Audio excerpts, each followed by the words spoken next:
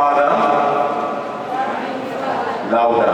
Loving Father, I thank you for the gift of salvation.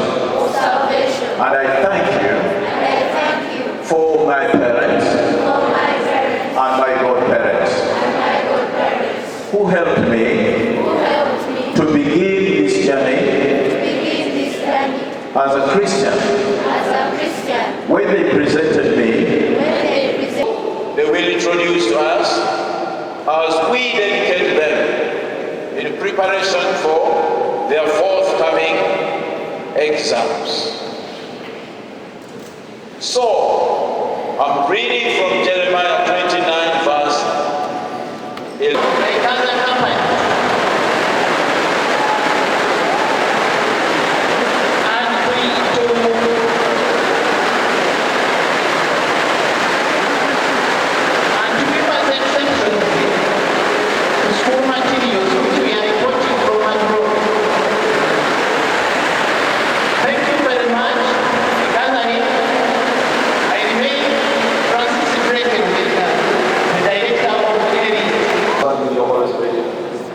Confirm and strengthen, O Lord. This your servant with your Holy Spirit.